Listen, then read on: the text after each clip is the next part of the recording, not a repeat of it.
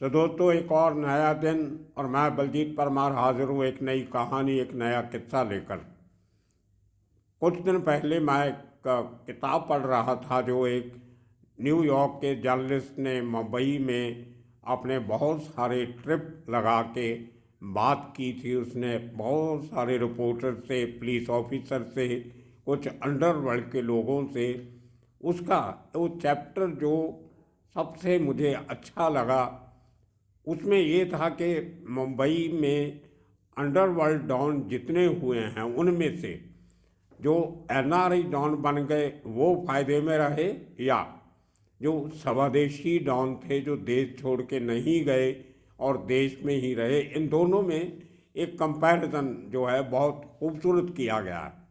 मेरी जो राय थी वो भी उन्होंने उस किताब में लिखी है। किताब अभी बहुत जल्दी छप के आने वाली है, लेकिन उनके आर्टिकल जो उस किताब के हैं उनके कुछ अंश उन्होंने मुझे भेजे थे। फाइनल प्रिंट के जाने के पहले मेरा जो जहाँ जहाँ मेरा जिक्र था वो उन्होंने पूरा पोर्शन मुझे भेजा है पीडीएफ बना के, ताकि मैं एक बार उसको फिर पढ़ लूँ।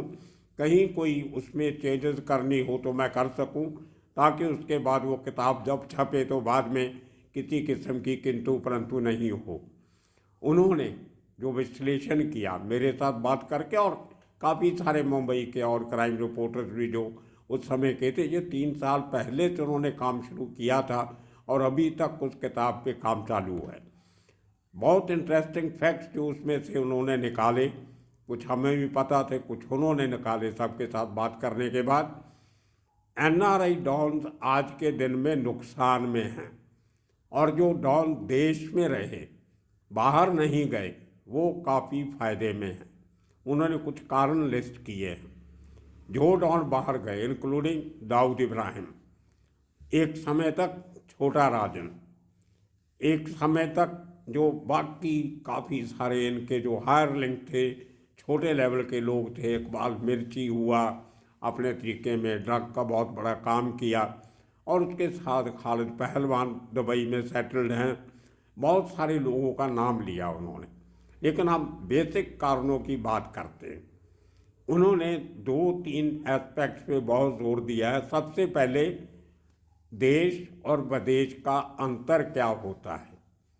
सबसे बड़ी बात उभर के आई कि देश में भले आप कोई क्राइम कर दो, आपको एक मौका मिलता है कानून के साथ उस लड़ाई को लड़ने का। आप कई बार बरी हो जाते हो, कई बार सज़ा हो जाती है, लेकिन आप अपने परिवार के साथ रहते हो। आपकी फैमिली आपका ख्याल रखने वाली होती है। अब डॉन एक होता है लेकिन फैमिली बहुत बड़ी होती है। भाई बहन हैं, उनकी आगे शादियां होगी, उनके आगे रिश्तेदार, बच्चे, बच्चों के आगे रिश्तेदार, आपका फ्रेंड सर्कल, आपका जो एक जो रुतबा बना होता है, भले किसी किस्म का हो, उसमें काफ़ी सारी चीज़ें आपके हक में जाती हैं। कई लोग आपके साथ खड़े होंगे, कुछ खिलाफ भी होंगे। तो आप देश में रह के अपनी फ्रीडम जो होती है, एक बेसिक फ्रीडम, मूल रूप से जो आज़ादी होती है, उसका आप एंजॉय कर सकते हो।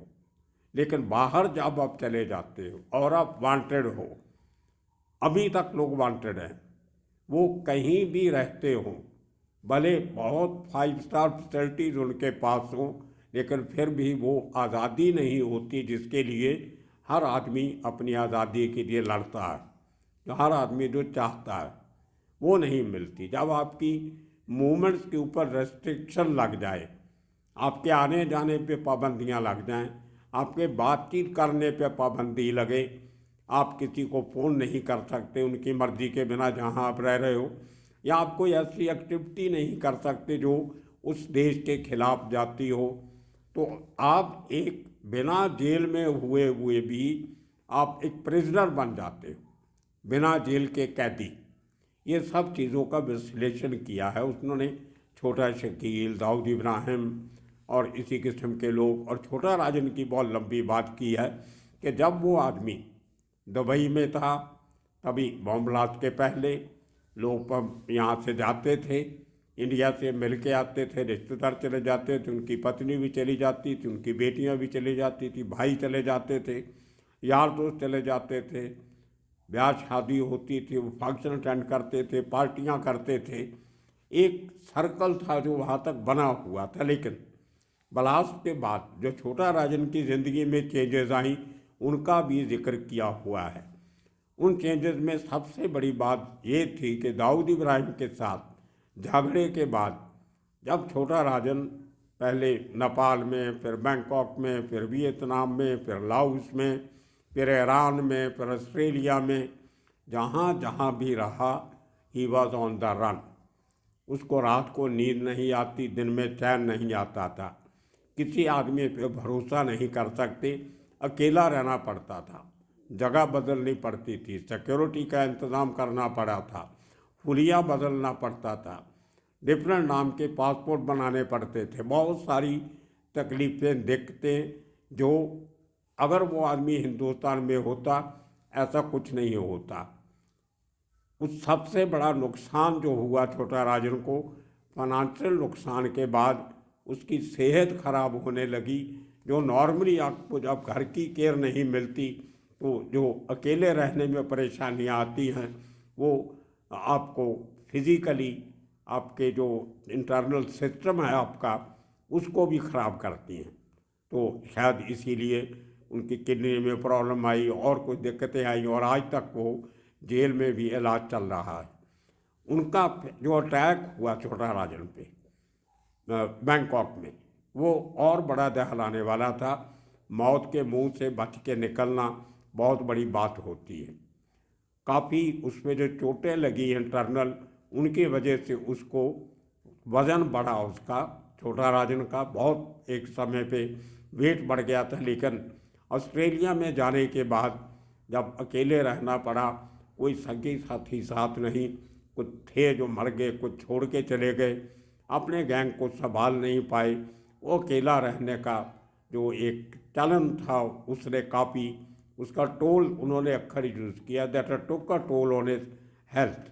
तो इस तरीके से छोटा राजन का ये विश्लेषण हुआ और अंत में वापस छोटा राजन को देश आना पड़ा, और आने के बाद आज तक तिहाड़ जेल में बंद है, एक बार भी मुंबई नहीं आ सका।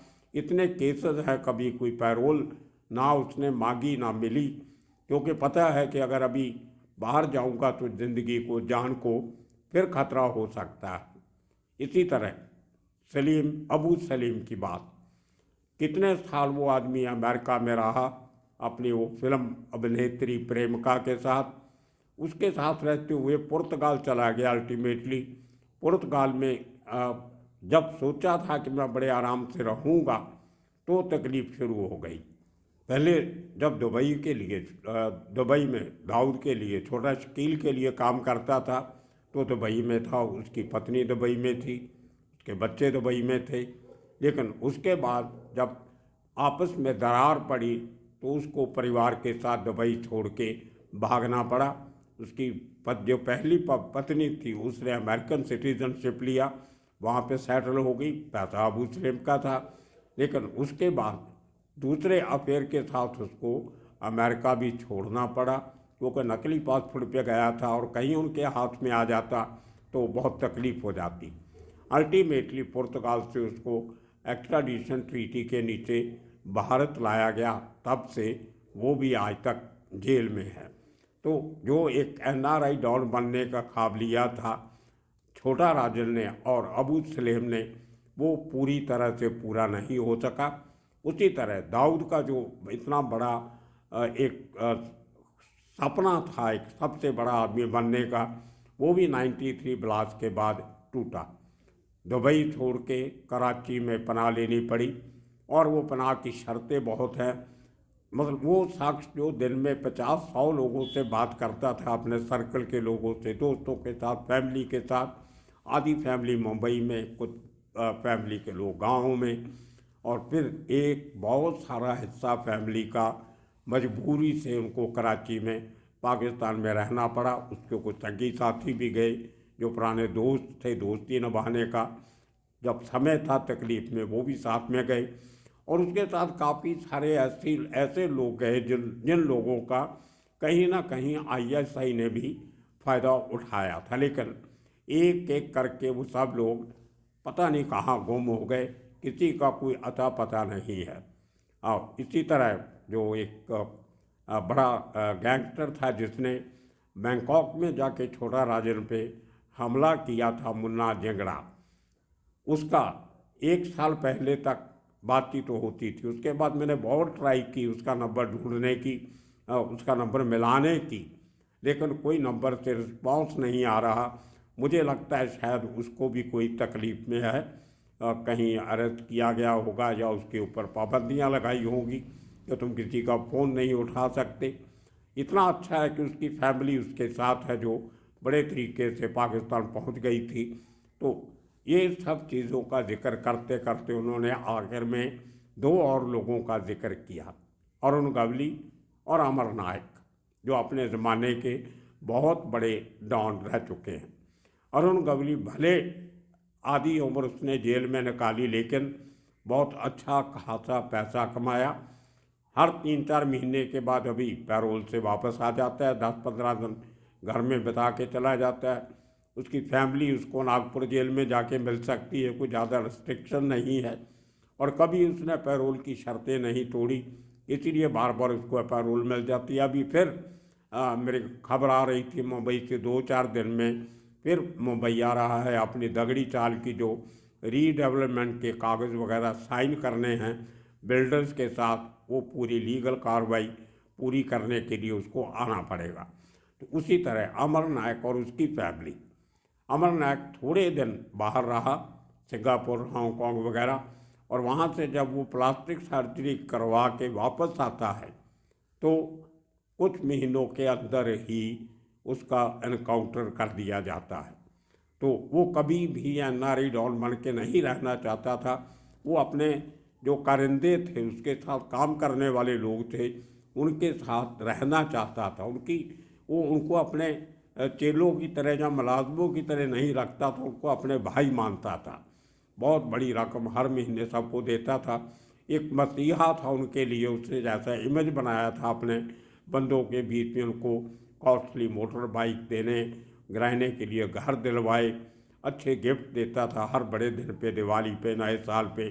तो अपने गैंग मेंबर्स को संभाल के रखना सबसे ज़्यादा अगर किसी ने किया है तो वो अमर नायक ने किया। लेकिन देश परतना और इतना बड़ा नेटवर्क बनाने के लिए इतने पॉलिटिशियंस के साथ दोस्ती होने के बावजूद भी उसका एनकाउंटर करना पड़ा या किया गया, ये बहुत सवाल है।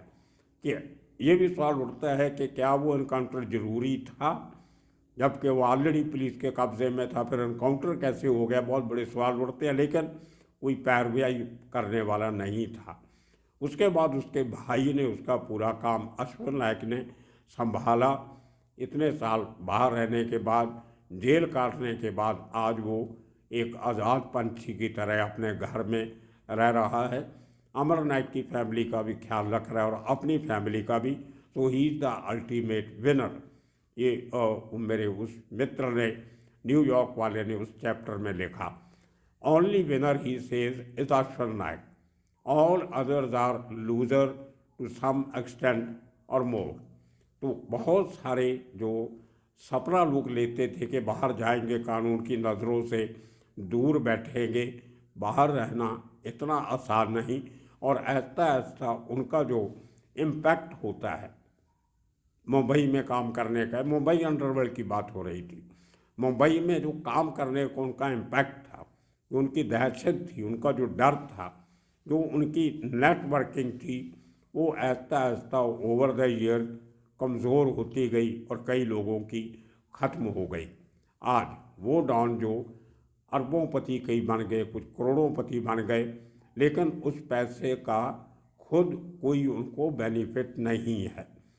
अब छोटा राजन ने बहुत पैसा कमाया, उसकी फैमिली खुश हो सकती है, उसके रिश्तेदार खुश हो सकते हैं, और उसके नाम से जो अभी भी कुछ लोग अपने धंधे चला रहे हैं वो खुश हो सकते हैं।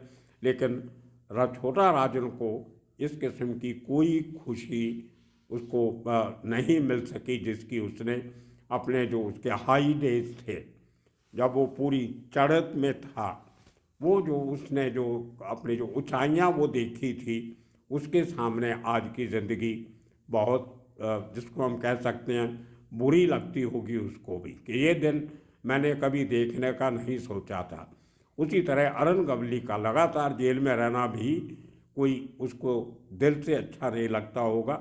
इतना पैसा कमाने के बाद भी सलाखों के पीछे बैठना, नोट नहीं गिन सकता वहाँ बैठ के। उसी तरह मुंबई के साथ लगते इलाके वसई विरार में भाई ठाकुर, उसकी भी आधी से ज़्यादा ज़िंदगी पूना जेल में निकली। आज भले बाहर है लेकिन बहुत सारी फिजिकल तकलीफ़ें हैं, पैसा बहुत है लेकिन वो जो दाग लगे थे आज वो काम दोबारा नहीं कर सकते। जो पहले इतना खून खराबा हुआ वो अभी करने की हिम्मत नहीं होगी। उसी तरह उल्हासनगर का अनडिस्प्यूटेड किंग पप्पू कलानी 9 बार एमएलए रहा, जेल में बैठ के इलेक्शन जीता, लेकिन आधी से ज़्यादा उम्र जेल में काटनी पड़ी। वो अकेले नहीं, इसी तरह सुभाष सिंह ठाकुर, इतना बड़ा टेरर था अंडरवर्ल्ड में, आज सलाखों के पीछे।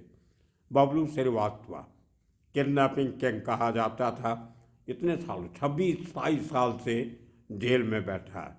इसी तरह यूसुफ बचकाना 33 मर्डर करने के बाद जिसके नाम से लड़ता था आधा अंडरवर्ल्ड, वो आदमी आज कर्नाटक की जेल में सलाखों के पीछे बैठा है, जमानत तक नहीं हो रही। तो ये इन डॉन्स की ज़िंदगी है। जो उस किताब जब आएगी तो मुझे लगता है बहुत चर्चा होगी उसकी।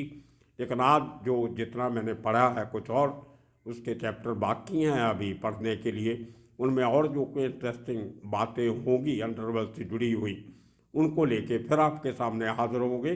तब तक के लिए आप सबका शुक्रिया, धन्यवाद।